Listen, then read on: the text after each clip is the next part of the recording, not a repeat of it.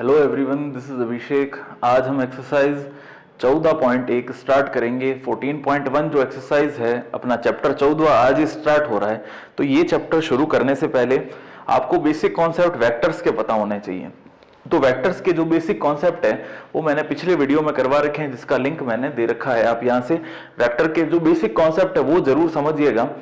मतलब प्रश्नावली 13 का जो क्या है, वेक्टर कैसे बनता है, क्या होता है, वो मैंने इस लिंक के अंदर बता रखा है। यहां से आप जरूर पढ़िएगा। उसके बाद अगर इसके क्वेश्चंस करने हो 13 के तो वो वहां से देख सकते हैं। अब ओपन क्या है, आज 14वां चैप्टर यानी वेक्टर्स स्टार्ट कर रहे हैं। 14.1 एक्सरसाइज जो है इसके अंदर इसका जो बेसिक कॉन्सेप्ट है वो अपन यहां से स्टार्ट करेंगे। उसके बाद जो क्वेश्चन है, इसके 4 क्वेश्चन है, बहुत इजी क्वेश्चन है, उनको करेंगे। तो छोटा ही वीडियो है, आपका ज्यादा समय नहीं लेगा, लेकिन ये कॉन्सेप्ट समझना आपको बहुत जरूरी है। ये अगर नहीं समझ में आया तो अपन आगे वाली जो एक्सरसाइज करेंगे वो थोड़ी सी आपको तकलीफ दे सकती है। तो प्लीज ये कॉन्सेप्ट समझिएगा, उसके बाद क्वेश्चन आपसे बहुत इजीली सॉल्व हो जाएंगे। तो बिना किसी देरी के अपन क्वेश्चन स्टार्ट करते हैं। अब देखो, जैसा कि हेडिंग दे रखा है अपन को, रेखा की दिक् खोजिए, direction cosines of a line. किसी भी एक रेखा, देखो जैसे अक्ष बनाते हैं अपन, यहां पर हमारे पास 3 अक्ष हैं।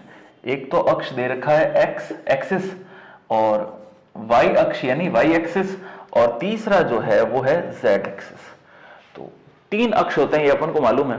अब जैसे मान लो यहां पर मैं चला इस जगह पे 1 2 3 4 5, यहां से 1 2 3 4 और यहां पर 3 1 2 3।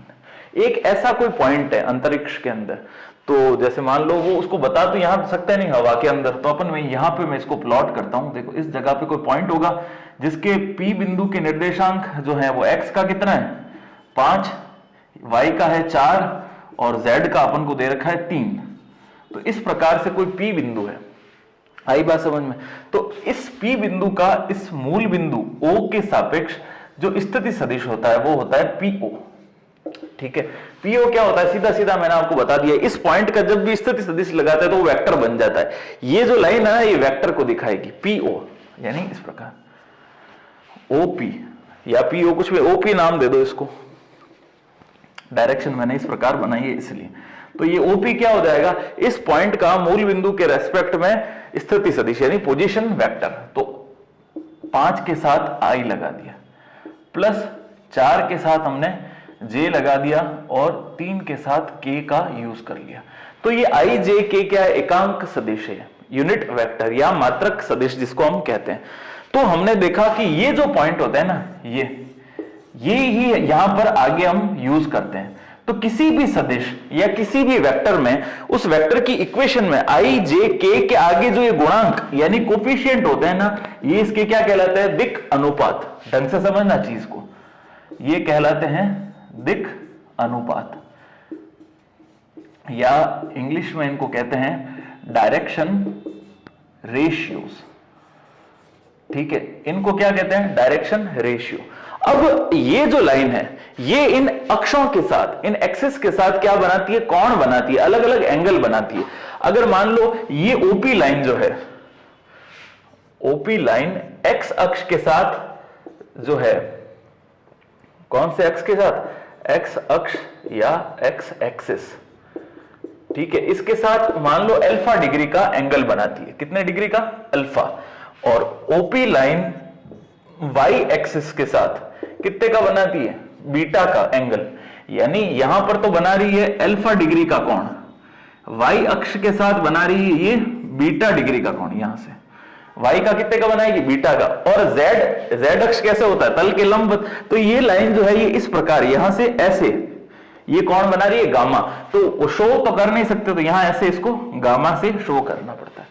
तो ओपी लाइन जो है वो z अक्ष यानी z एक्सिस के साथ कितने डिग्री का एंगल बना रही है, गामा का।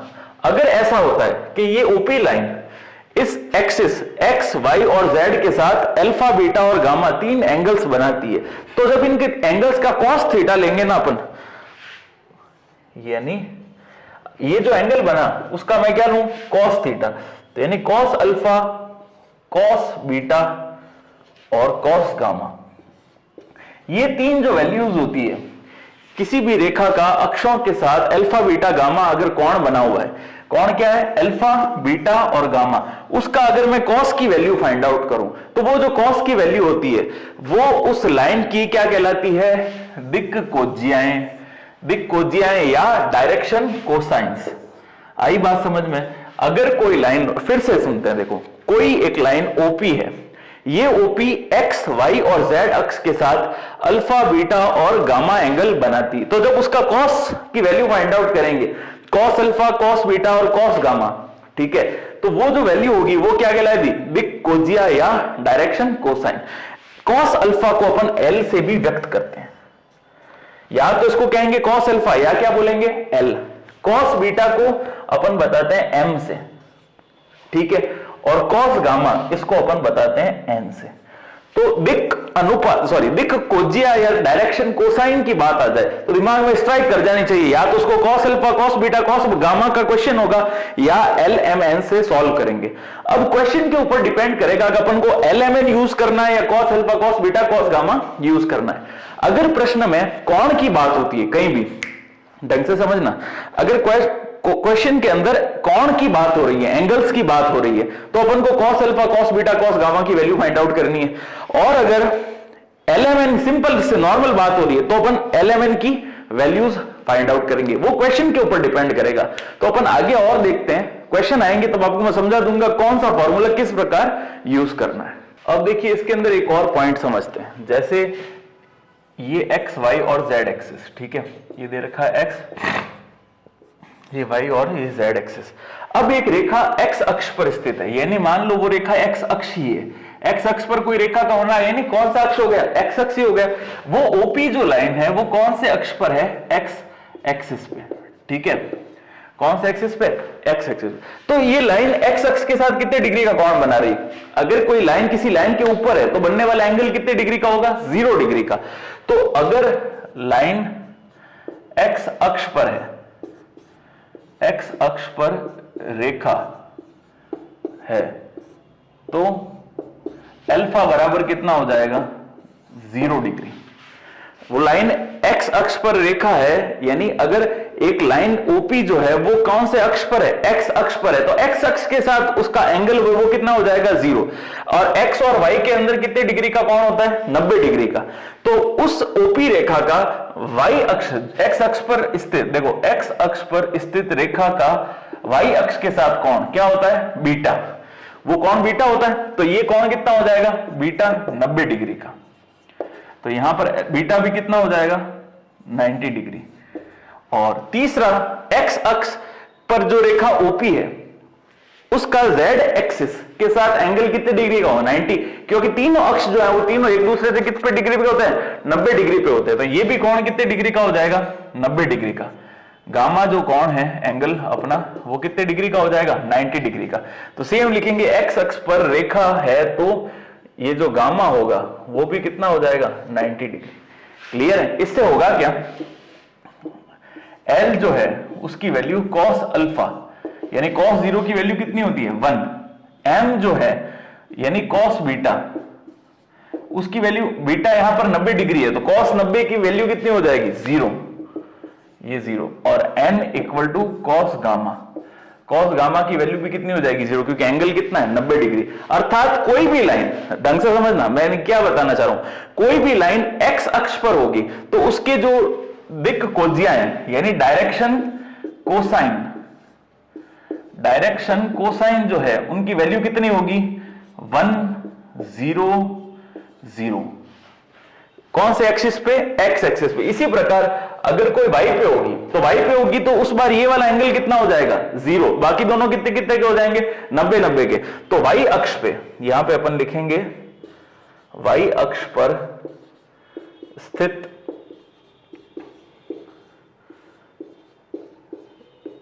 रेखा के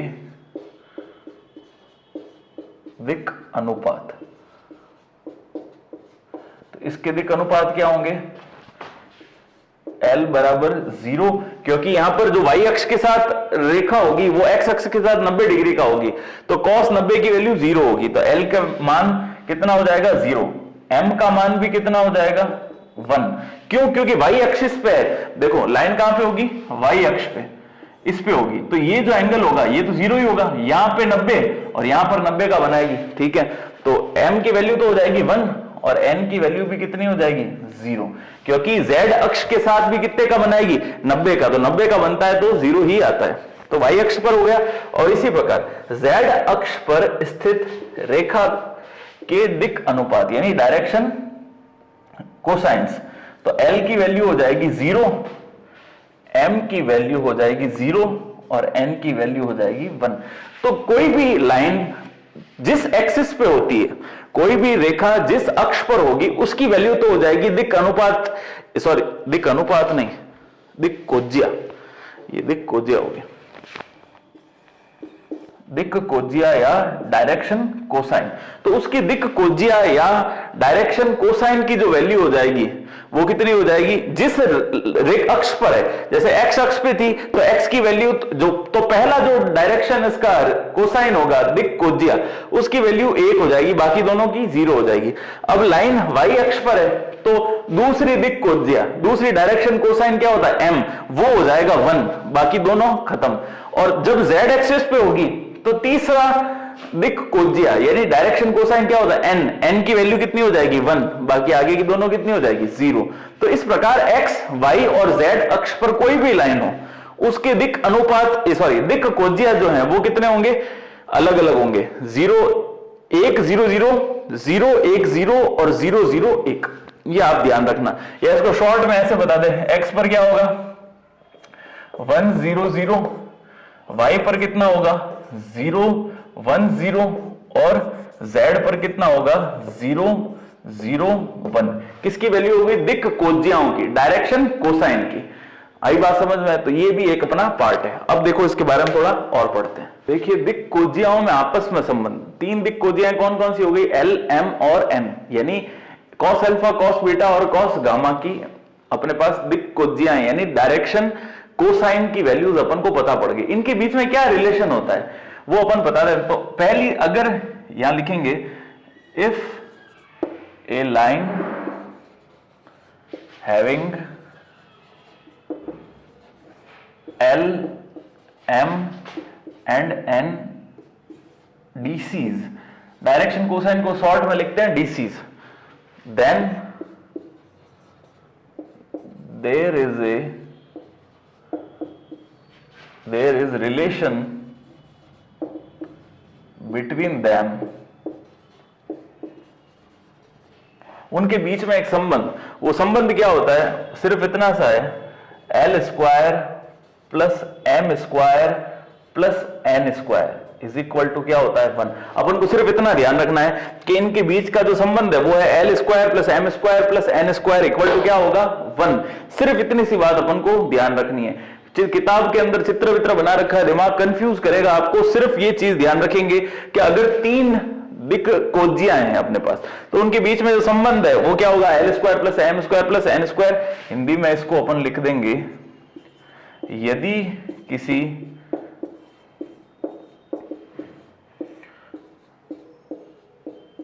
रेखा की दिक कोज्याएं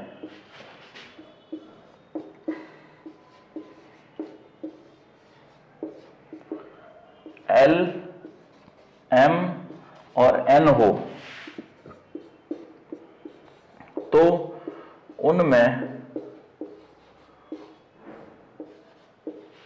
परस्पर संबंध, उनमें आपस में क्या संबंध होगा, तो उनमें इस सूत्र से अपन वो संबंध जो है वो बता सकते हैं कि l square plus m square plus n square की वैल्यू कितनी होती है 1। देखो अभी अपन ने दिक कोज्याओं में संबंध पढ़ा था आपस में, अब दिक अनुपात, यहां पे अपन लिखेंगे दिक अनुपात, और यहां लिखना है और दिक अनुपात और दिक कोज्या में संबंध। तो रिलेशन बिटवीन किस में आ जाएगा, यहां पर लिखेंगे relation between direction cosine and direction ratio, ये अपन को फाइंड आउट करना है। यानी अगर दिक अनुपात दे रखे हैं तो उसका दिक कोज्या में क्या संबंध है ये पता करना है। तो अगर एक अपने पास वेक्टर है ए आई प्लस बी जे प्लस सी के, ये एक वेक्टर अपन को गिवन है, ठीक है। तो इसके दिक् अनुपात क्या होंगे, इसके आगे वाले कोफिशिएंट्स ये वाले, ठीक है। ये एक आर वेक्टर कोई अपन को दिया हुआ है, तो इसके दिक् अनुपात क्या हो जाएंगे, ए बी सी। तो एबीसी और एलएमएन इनके अंदर संबंध क्या होता है, वो इस संबंध को इस प्रकार से बताते हैं कि जो एल होता है दिक् कोज्जिया यानी डायरेक्शन कोसाइन और डायरेक्शन रेशियो में क्या रिलेशन है, ठीक है। तो एल की वैल्यू जो होती है वो होती है ये वेक्टर कहां लगा दिया, a upon a square plus b square plus c square, बस इतना सा। ये हो गई एल की वैल्यू। इसी प्रकार एम की अगर वैल्यू फाइंड आउट करनी है, यहां पे प्लस माइनस का निशान आएगा, ठीक है। और बी की वैल्यू जो है वो हो जाएगी अपने एम की वैल्यू होगी बी स्क्वायर प्लस ए स्क्वायर प्लस सी स्क्वायर। एक ही बात आगे पीछे लिखो तो भी कोई फर्क पड़ता नहीं। और तीसरा जो होता है एन की वैल्यू, वो हो जाएगी अपने पास सी अपॉन रूट में a square plus b square plus c square. यहां पर भी आगे प्लस माइनस लगाओ तो ठीक है, वरना चलता है। ये सूत्र में बता रखा है लिंक क्वेश्चन के अंदर अपन बिना प्लस माइनस के इसको सॉल्व करेंगे। तो ये रिलेशन हुआ किस किस के बीच में, दिक् अनुपात और दिक् कोज्जिया में, यानी डायरेक्शन कोसाइन और डायरेक्शन रेशियो के बीच में ये रिलेशन अपन ने निकाल दिया, ठीक है। अब आगे इसमें थोड़ा सा एक दो टॉपिक और है वो पढ़ते हैं, फिर क्वेश्चन स्टार्ट करेंगे। अब देखिए एक सूत्र है कि दो बिंदुओं को मिलाने वाली रेखा, अगर एक बिंदु कोई है हमारे पास P जिसके कोऑर्डिनेट्स यानी निर्देशांक अपन को दे रखे हैं x1 y1 z1, ठीक है।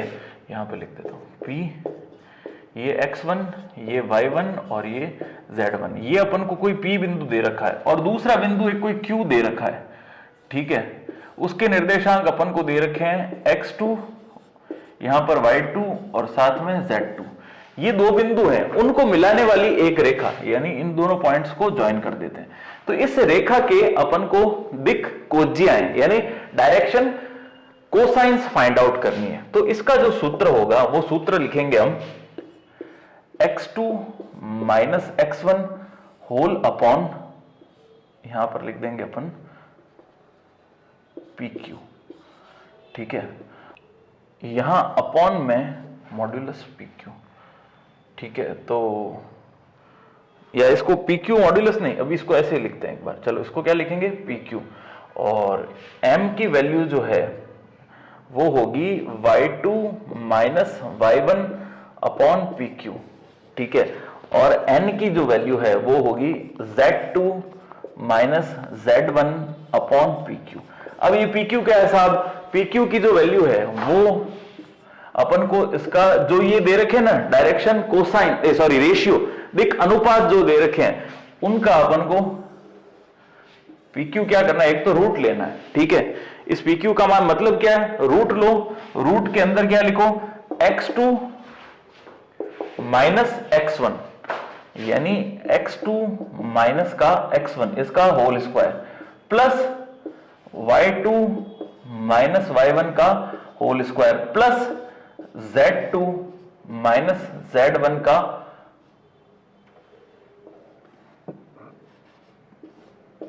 Whole square. तो x2 माइनस x1 का whole square plus y2 minus y1 का whole square plus z2 minus z1 का होल स्क्वायर, ये क्या होगा PQ की वैल्यू यहां पर। यानी हमने क्या किया, इसके जो दिक् अनुपात थे उनका परिमाण ले लिया। परिमाण ही होता है इस रेखा के जो एक्चुअल में दिक् अनुपात थे उनका x2 माइनस x1 करके इस रेखा का दिक् अनुपात आ गया। तो उसके अपन ने क्या ज्ञात कर दिया, परिमाण, यानी अंडर रूट निकाल के, मतलब अंडर रूट के अंदर दोनों का स्क्वायर करके रख दिया। कुछ कुछ बुक्स के अंदर यहां पर मॉड्यूलस भी लगा रखा है, तो फिर वो ये करने की आवश्यकता नहीं, यहीं पे अपन को परिमाण निकालना, वो चीज आप यहीं पे कर लेना। तो जैसे भी आपको सूट करे, ठीक है। अगर आप इसको मॉड में रखना चाहे मॉड PQ को तो मॉड भी कर सकते हैं, मॉड PQ। ये मॉड PQ की वैल्यू ये होती है। चले इस प्रकार समझ लें ताकि मिस्टेक के चांस नहीं होंगे। अब देखिए अपन एक इंपॉर्टेंट चीज समझते हैं। अगर एक वेक्टर दे रखा है मेरे पास R, ठीक है, वेक्टर दिया हुआ मुझे AI, ये चीज बहुत इंपॉर्टेंट है, ध्यान रखना।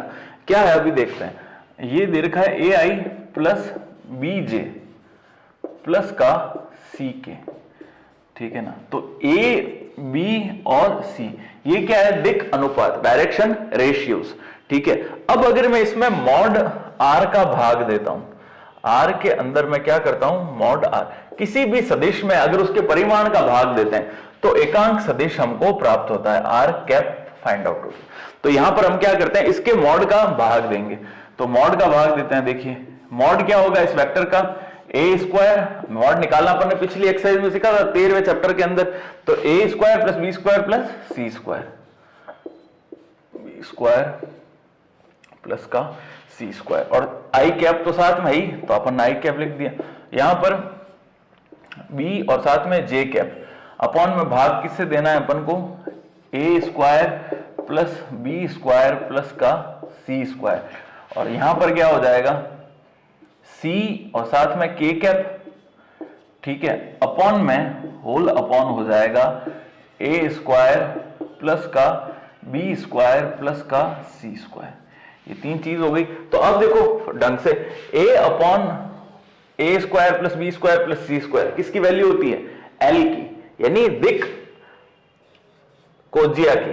तो आर कैप की वैल्यू क्या होगी, इसकी जगह मैं लिख सकता हूं एल, और साथ में क्या आ जाएगा आई, प्लस का बी अपॉन ये जो वैल्यू होती है ये किसकी होती है, दूसरे दिक् कोज्या की, यानी डायरेक्शन कोसाइन की, और तीसरा जो है वो ये सी अपॉन ये वाली वैल्यू, ये किसकी हो जाएगी, एन की, और साथ में क्या आ जाएगा, के कैप। तो ये एक इंपॉर्टेंट चीज है कि अगर कभी भी एकांक सदिश के बारे में पूछा जाए, इकाई सदिश जिसमें अपन को परिमाण भी दे रखा हो और वेक्टर भी दे रखा हो, वेक्टर और उसका परिमाण, तो कभी भी अपन को वेक्टर परिमाण दे रखा है दोनों, तो अपन क्या फाइंड आउट करेंगे, उसके अंदर उसका कैप फाइंड आउट करेंगे, उसकी दिशा के अंदर जो एकांक सदिश होता है, किसी भी वेक्टर के जो सरफेस होती है उसके परपेंडिकुलर जो यूनिट वेक्टर जो होता है उसका जो फॉर्मूला है वो है l i plus m j plus n k. तो ये हमारा बेसिक कॉन्सेप्ट खत्म होता है पहली एक्सरसाइज का। आपको इतना जरूर आना चाहिए, इसके बिना क्वेश्चंस नहीं होंगे। वीडियो पसंद आए तो प्लीज लाइक कीजिएगा, शेयर कीजिएगा, और वीडियो कैसा लगा आपको उसका कमेंट जरूर कीजिएगा। और अब क्वेश्चन स्टार्ट करते हैं बिना किसी देरी के। तो अब देखिए फर्स्ट क्वेश्चन हम करते हैं, कह रहा है कि दिक् कोज्याएं जो अक्षों से समान कोण बनाती है, यानी एक लाइन दे रखी है, एक लाइन या रेखा हमको गिवन है जिसकी दिक् कोज्याएं यानी डायरेक्शन कोसाइंस जो हैं वो अक्षों से यानी एक्सिस के साथ समान कोण बनाती है, यानी इक्वल एंगल्स फॉर्मेशन करती है। तो एक ऐसी लाइन की अपन को दिक् कोज्याएं जो अक्षों के साथ समान कोण बनाती है वो हमको फाइंड आउट करनी है, यानी उसकी डायरेक्शन कोसाइंस क्या होंगी, दिक् कोज्याएं क्या होंगी, हमको ज्ञात करनी है। तो बहुत आसान है, देखिए किसी भी रेखा की दिक् कोज्याएं, जब कोण की बात आती है एंगल्स की, तो दिक् कोज्या को अपन कॉस थीटा के रूप में लिखते हैं, ठीक है ना। तो लिखते हैं, देखो चूंकि दिक् कोज्या समान कोण बनाती है,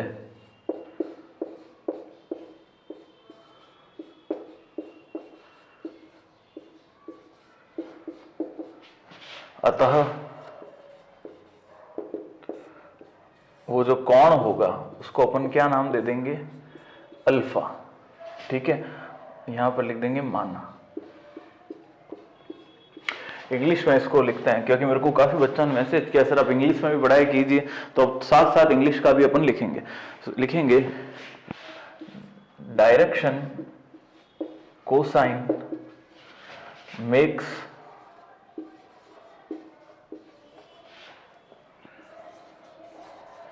equal angle equal to alpha, यहां लिख देंगे लेट।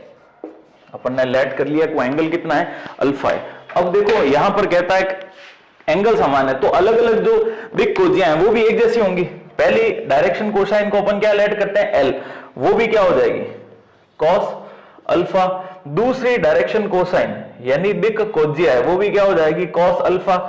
और तीसरी दिक् कोज्या है एन, वो भी क्या हो जाएगी, कॉस अल्फा।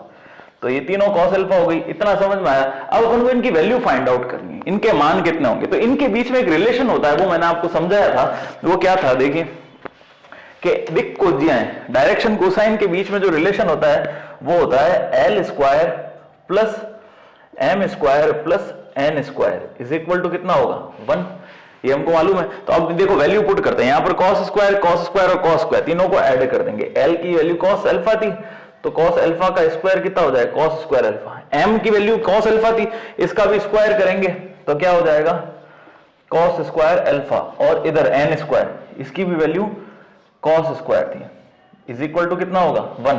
तो यहां से cos अल्फा की वैल्यू कितनी आएगी, देखो ये हो जाएगा cos square 3 cos square alpha, ठीक है, इज इक्वल टू 1। अब देखो यहां पर cos स्क्वायर अल्फा की वैल्यू, cos स्क्वायर अल्फा की वैल्यू, ये जो 3 था ये अपॉन में चला जाएगा 1 के, तो ये हो जाएगा 1/3। तो यहां पर cos अल्फा की वैल्यू कितनी आती है, cos अल्फा की वैल्यू दोनों तरफ क्या कर देंगे वर्गमूल लेंगे, स्क्वायर रूट करेंगे इसका, तो यहां पर आएगा 1/√3। बस सिंपल है।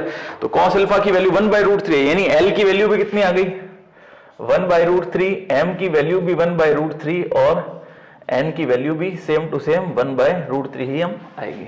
तो इस प्रकार एक रेखा जो कि अक्षों से यानी एक्सिस के साथ समान कोण यानी इक्वल एंगल बनाती है, तो वो पहले एंगल क्या होगा अल्फा एल ऐड कर लेंगे और फिर यहां पर स्टार्टिंग के अंदर लिखेंगे एल एम एन, तीनों की वैल्यू कैसी हो जाएगी अल्फा अल्फा अल्फा, यानी cos alpha cos alpha cos alpha. होता क्या है अल्फा बीटा गामा होता है, लेकिन कह रहा है समान कोण बनाएगी, तो अपन ने अल्फा ऐड कर लिया, तो तीनों हो गए। बस इनके बीच में एक सूत्र अपन को पता है, यहां पे लिख देंगे चौकी का निशान, सिंस ये होता है, तो बस इस प्रकार से अपन ने cos अल्फा की वैल्यू फाइंड आउट करनी है। वीडियो पसंद आए तो लाइक कीजिएगा। अब एक चीज में देखिए यहाँ पर जो आंसर है उसके अंदर प्लस माइनस कह रहा है, तो जब स्क्वायर रूट लेंगे तो 2 वैल्यू आएगी, तो यहाँ पर प्लस माइनस अपन लगा देते, दोनों तरफ स्क्वायर रूट लिया तो 2 वैल्यू आती है, कभी भी निकालते हैं x की, तो यहाँ पर cos अल्फा है तो cos अल्फा की 2 वैल्यू आएगी प्लस और माइनस के अंदर, यहाँ पर भी प्लस माइनस आप इंट्रोड्यूस कर देना साथ, बस इतना अपन को करना है। अब क्वेश्चन नंबर 2 हम करते हैं। 2 पॉइंट अपन को दे रखे हैं, मैंने P और Q उनको नाम लेट कर लिया। P दे रखा है 4 2 और 3 और Q दे रखा है 4 5 और 7। ये 2 पॉइंट को ज्वाइन करने वाली एक ये लाइन है, इनको मिलाने वाली एक रेखा है PQ रेखा। ये P से Q तक रेखा कौन सी होगी PQ, ठीक है ना। इसकी अपन को कह रहा है दिक् कोज्या यानी डायरेक्शन कोसाइन फाइंड आउट करना है। तो रेखा की दिक् कोज्या का सूत्र क्या है, रेखा की दिक् कोज्या, ठीक है, ये सूत्र अभी जस्ट पहले बताया ही है मैंने, direction cosines of a line, ठीक है, डायरेक्शन कोसाइन, किसी भी लाइन के डायरेक्शन कोसाइन का फॉर्मूला क्या होता है x2 minus x1 upon PQ। PQ यानी नाम मैंने PQ लिखा है, फिर यहां पे y2 माइनस y1, ये x1 y1 ये x2 y2, यहां पर भी क्या होगा PQ, और यहां पर तीसरा होगा अपना Z2 माइनस Z1 अपॉन में क्या आएगा PQ, ठीक है। तो ये अपने किसी रेखा की दिक् कोज्या जो होंगी उनका सूत्र। अब यहां पर PQ क्या है ये भी बता रखा है आपको, रूट के अंदर x2 माइनस x1 का whole square plus y2 minus y1 का होल स्क्वायर, और तीसरा है अपने पास प्लस का z2 माइनस z1 का होल स्क्वायर। ये अपनी PQ की वैल्यू है, ठीक है। तो अपन पहले PQ की वैल्यू फाइंड आउट करेंगे, फिर इस सूत्र के अंदर देखो ये जो 3 दे रखे हैं ये तो है अपना x1, ये y1 और ये z1, ये x2 y2 और z2, ये 3 अपन को दे रखे हैं, ये यहां पे पुट करने ऊपर, और PQ की वैल्यू यहां से अपन फाइंड आउट करते हैं। तो पहले चलिए अपन PQ की वैल्यू को ही फाइंड आउट करेंगे। अब देखिए यहां से स्टार्ट करते हैं इसको।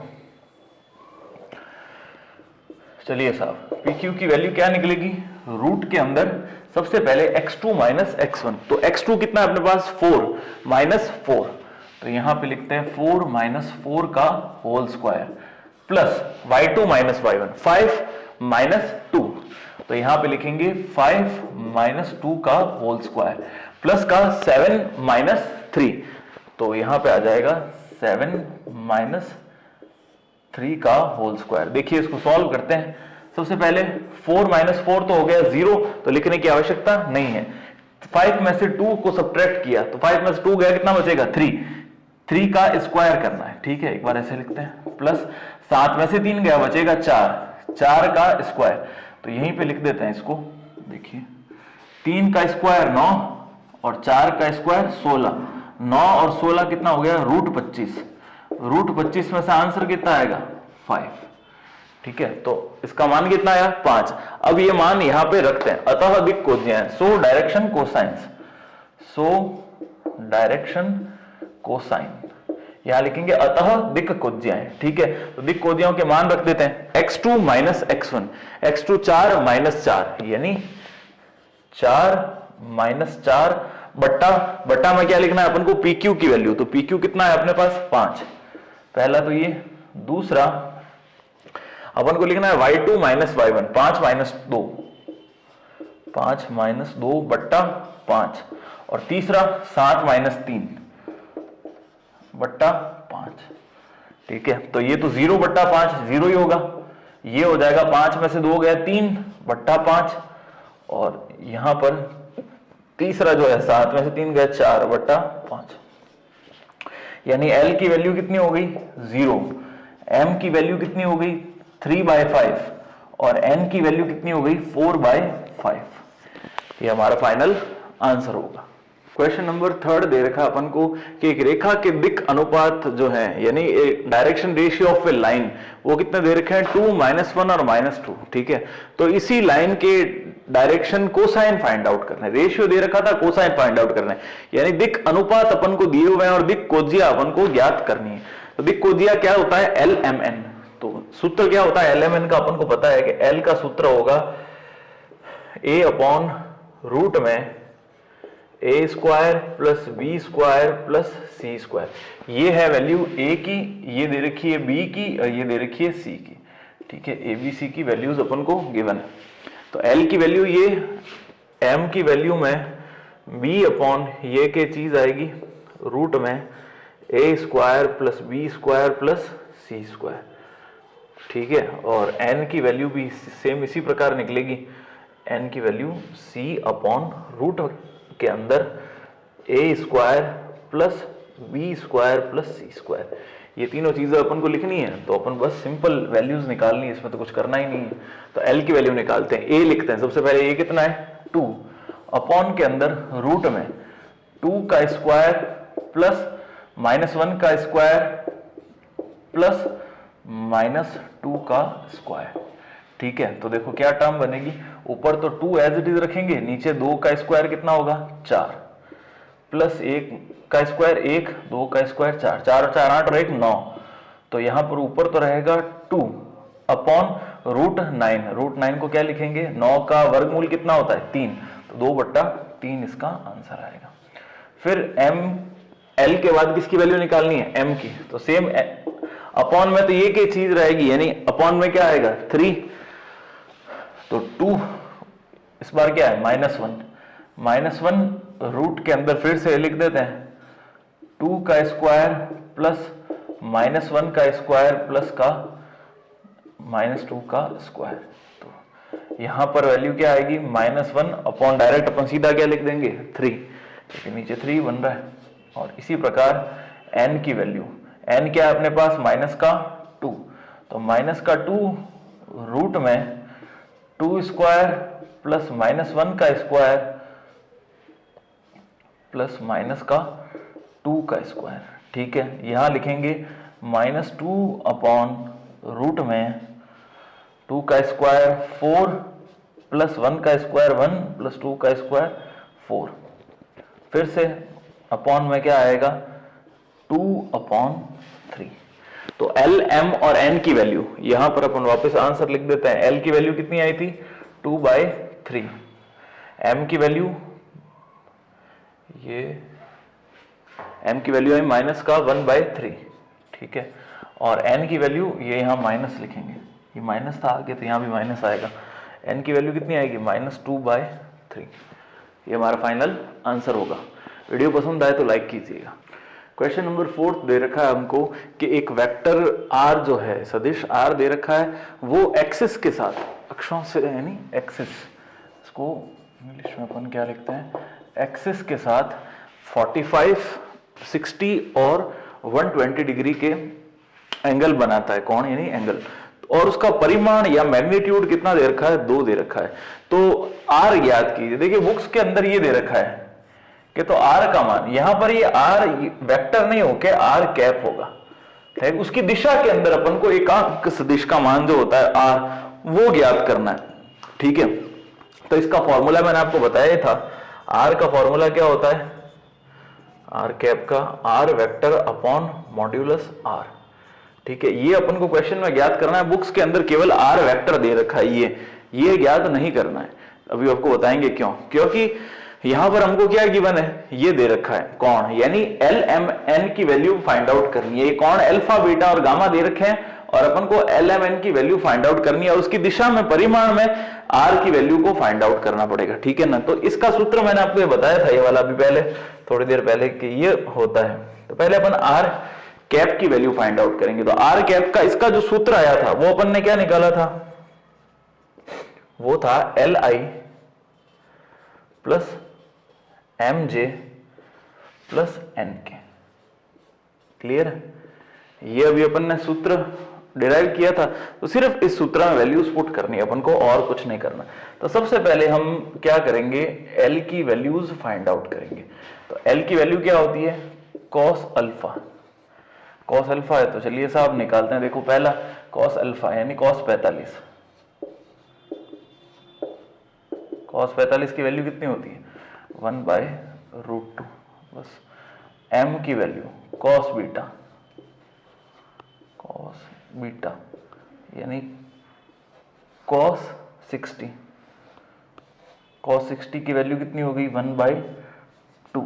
और तीसरी वैल्यू अपन को क्या निकालनी है, कॉस 120 की, n इक्वल टू कॉस 120। तो n इक्वल टू क्या होगा, कॉस 90 प्लस 30। तो कॉस 90 प्लस 30 कितना होगा, sine 30। Cos 90 plus theta, 10th class में फॉर्मूला पढ़ रखा है अपन ने कि कॉस 90 प्लस थीटा होता है साइन थीटा। तो साइन थीटा, थीटा की वैल्यू यहाँ पर क्या है 30 डिग्री, तो ये होगा n। तो n की वैल्यू क्या निकलेगी वापस, साइन 30 की वैल्यू कितनी होती है 1/2। तो L, M और N, इन तीनों की वैल्यूज हम इसमें पुट कर देते हैं, हमारा फाइनल आंसर आ जाएगा। बस सिंपल है।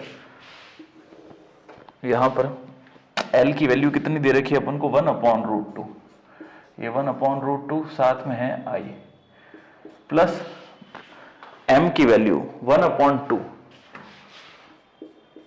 ठीक है। और तीसरा क्या है, N की वैल्यू भी हमारे पास है 1/2, यहाँ पे आ जाएगा J और यहाँ पे आ जाएगा K, ठीक है। ये तो अपने पास निकल गई किसकी वैल्यू, R कैप की। लेकिन इस बार यहाँ लिखते हैं, देखो ये किसकी वैल्यू निकली अपने पास, R कैप की। लेकिन ये जो सदिश दे रखा है R कैप, इसका परिमाण दे रखा है, देखिए इसका मैग्नीट्यूड दे रखा है, ये 2 ही था, हाँ परिमाण 2 इकाई है बस। तो 2 इकाई है तो दोनों तरफ 2 से गुणा कर देते हैं। देखो इधर यहां पर भी और यहां पर भी, तो इधर क्या आ जाएगा, इसकी दिशा के अंदर जिसका परिणाम 2r कैप है, 2 से मल्टीप्लाई करेंगे, इधर भी 2 से मल्टीप्लाई करना पड़ेगा। अंदर ये सेम चीज 1/√2i plus 1/2j plus 1/2k, इतना करेंगे तो अपना आंसर परफेक्ट है। या इसका लसअप लेने की इच्छा हो तो लसअप लेके भी इसको सॉल्व कर सकते हैं। वो देखो अपन यहाँ पर कोशिश करते हैं इस प्रश्न में, इसका लसअप लेंगे और इसका फाइनल आंसर जो है वो हमको मिल जाएगा। बस इतना सा करना है इसमें। देखो तो परिमाण 2r कैप अपन ने बता दिया था, 2 तो बाहर छो पड़ा, अंदर जो है वो 2 LCM ले लेते हैं। देखो 2 अपन LCM लेते हैं, तो √2 का भाग 2 में कितनी बार जाएगा, √2 बार, क्योंकि अपन को पता है कि 2 को क्या लिख सकते हैं, √2 × √2।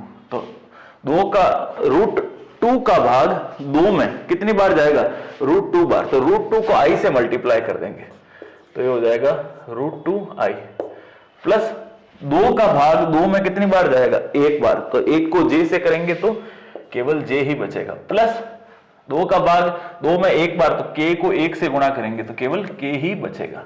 अब ये वाला 2 इस 2 से कट जाएगा तो 2 r कैप की वैल्यू किसके बराबर हो जाएगी, root 2i plus j plus का k। ये हमारा फाइनल आंसर होगा। बहुत सारी बुक्स और किताबों के अंदर जो सोल्यूशन किया है उसमें सीधा फॉर्मूला लिख दिया गया आर वेक्टर का। आर वेक्टर का फॉर्मूला नहीं होता, ये आर कैप का फॉर्मूला होता है।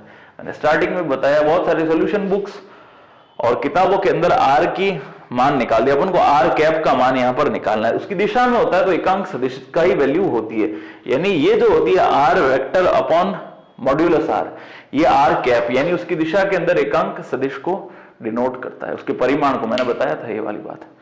तो बस ये आपको सॉल्व करना है इस प्रकार से। वीडियो पसंद आता है तो लाइक कीजिएगा, शेयर कीजिएगा, और कैसा लगा आपको ये चैप्टर, ये एक्सरसाइज, उसका भी कमेंट कीजिएगा। Thank you so much.